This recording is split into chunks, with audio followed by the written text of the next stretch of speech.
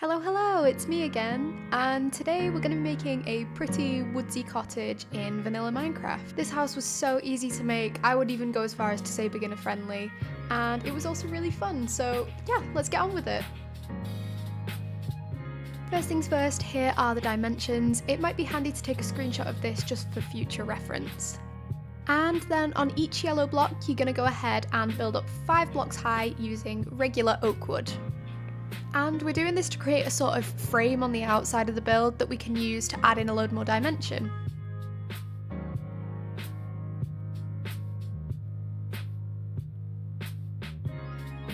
And once we've finished building those posts 5 blocks high, you're going to go ahead and join them all together.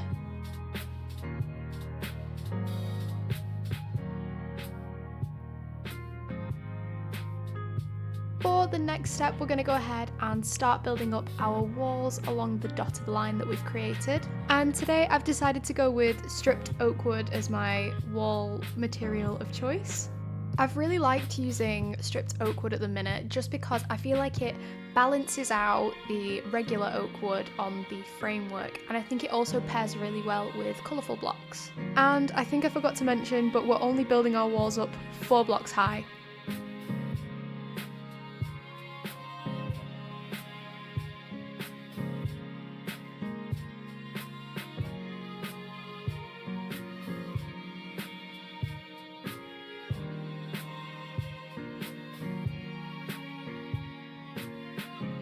Now, this next step is totally optional, but I personally like to make sure that all of my stripped oak wood is uniform and facing in the same direction, so here I am just breaking off a few blocks and turning them so they're all facing the same way.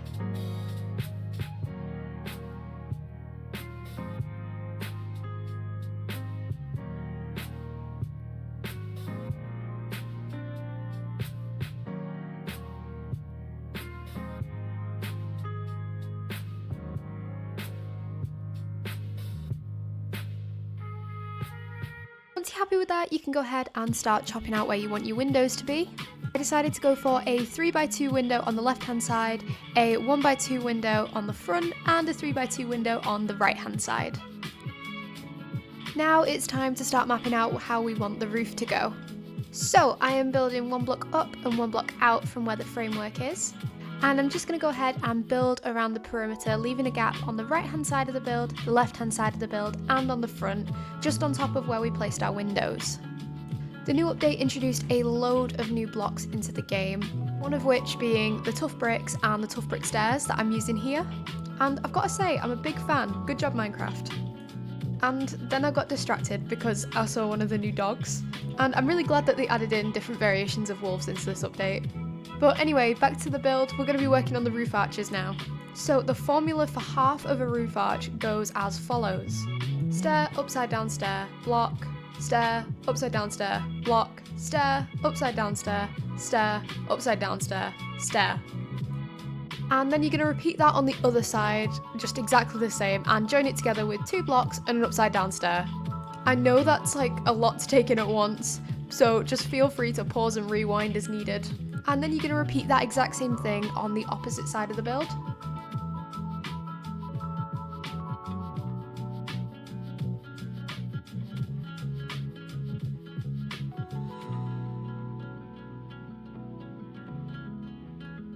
However, the little arch on the front of the build will be a little bit smaller and will follow the formula of stair, upside down stair, block, stair, upside down stair, block, stair, upside down stair, stair, and then repeat on the other side. And then same as the other 2 arches, we're going to join it together with 2 blocks and an upside down stair. And here is a little progress update so far. We are starting to get something that slightly resembles a house. And now it's time to fill the roof in. Today we're going to be using some moss, some azalea leaves, and some mossy stone bricks. So we're going to start by filling the bulk in with regular moss. And here I am just placing a moss block on every upside down stair and every block on the tough roof arch. This for me just helps to make sure that everything stays in line, everything stays on track, and that when I'm filling everything in, nothing gets confused and everything's going to where it should be. And then you can go ahead and just start filling everything on in.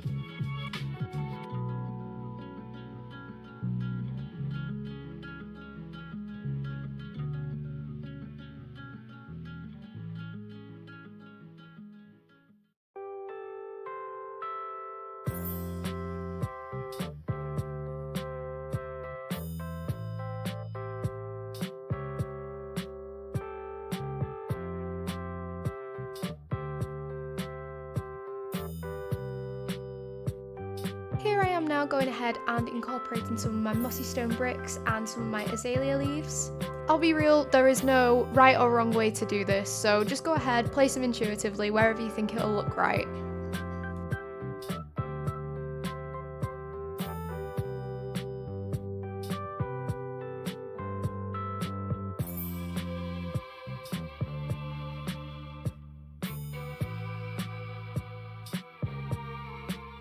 I'm going ahead and adding some of my azalea leaves on top of the roof as well, just to add in a little bit more dimension, make it look a little bit less flat.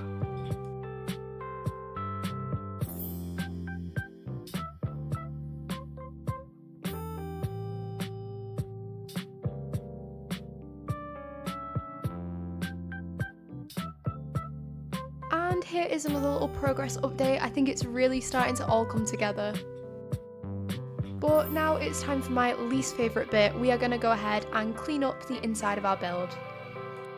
So this first part is just a personal choice. I like to just add a few little bits of regular oak wood in, just so that if I decided that I wanted to decorate the inside of the build one day, then I'd have like a clear division between an upper floor and a lower floor. So here I am now, just adding in a layer of regular oak wood to the top of where the wall ends. But like I say, if it isn't your style or if you don't intend on decorating the inside of your build, then you can just go ahead and fill the walls in as normal. Here I am now just using the stripped oak wood to go ahead and fill the walls up just to where it meets the roof.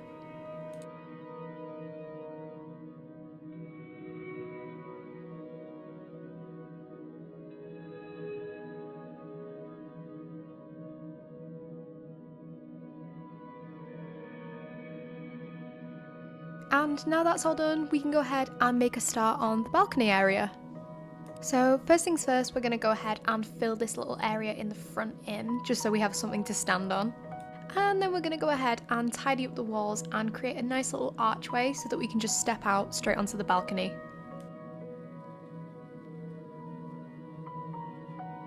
And recently I've been really enjoying using lecterns as a little fence.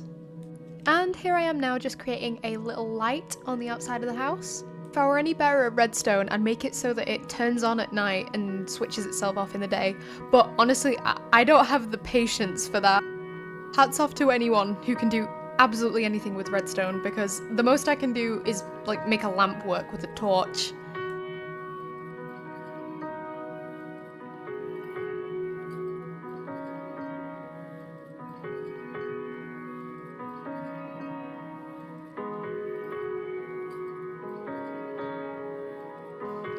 Now that that's all done, I'm just going ahead and tidying up the walls as I did on the lower floor. Like I say, it's an optional thing, but I just prefer for them to just kind of all be uniform.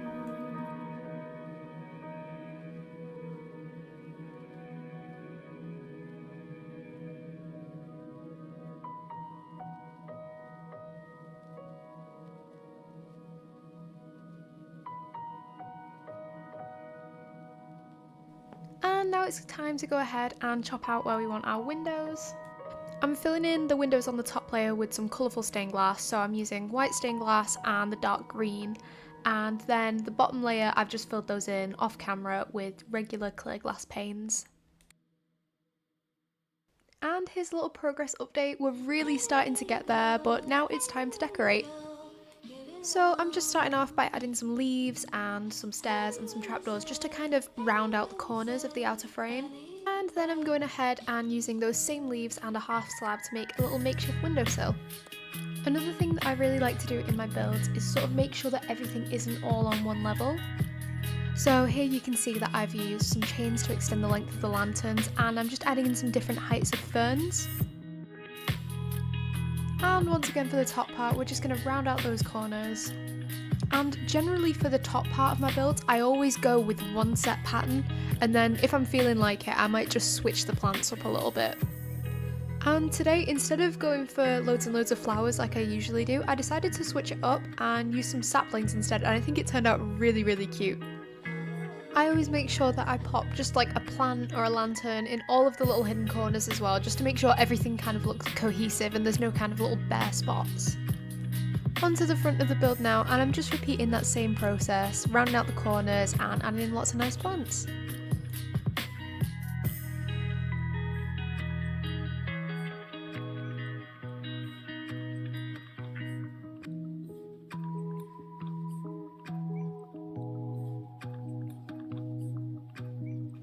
couldn't really think of what to do for the balcony, so I just ended up adding a few nice little hanging plants, and I also found that vines look really, really nice, so I went ahead and added a few of them in as well.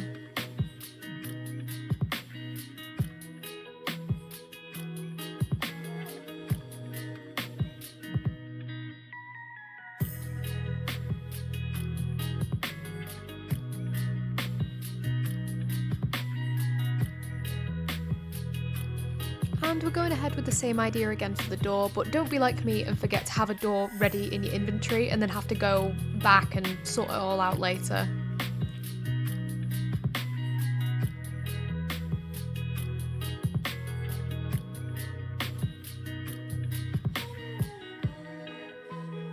And finally I went ahead and just did this side the exact same as it is on the other side.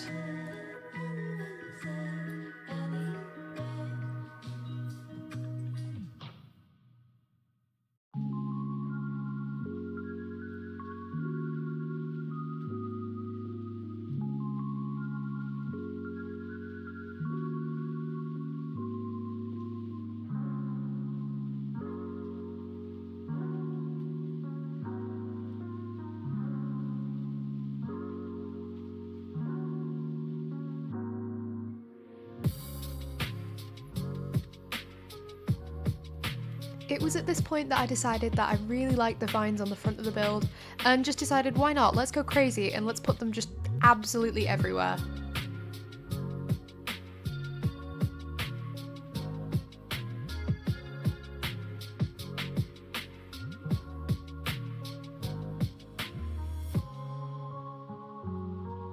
I definitely didn't forget to do this bit earlier and then have to re-record it at the end.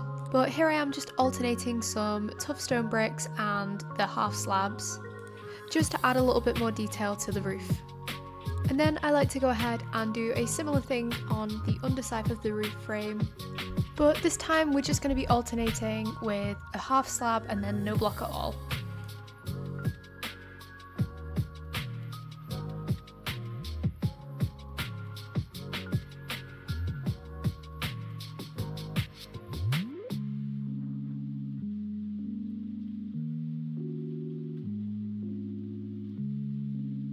I decided that the roof needed a little bit more detail going into it, so I decided to add a couple of small drip leaves just onto the top, as well as some ferns, regular grass and some tall grass as well.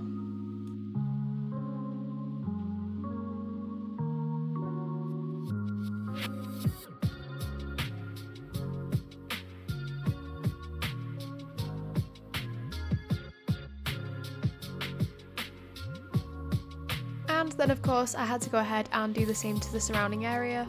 I just find that it kind of helps everything to blend into the surroundings a lot better. I feel like doing this makes the house look like it should be there, rather than it just kind of sticking out like a sore thumb.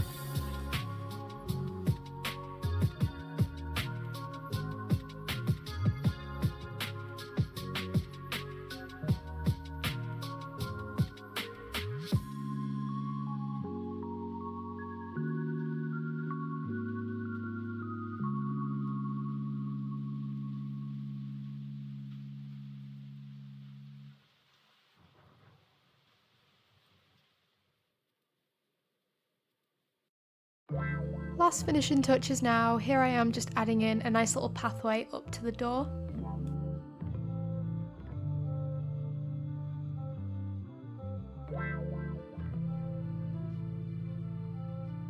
And then I caved and decided it wouldn't hurt to add a couple of little flowers into the surrounding area. And that, my friends, is everything finished. I really enjoyed making this house and I hope you enjoy it too. If you did, don't forget to drop a like and subscribe, it really helps me out. But yeah, thanks so much for watching and I'll see you in the next one.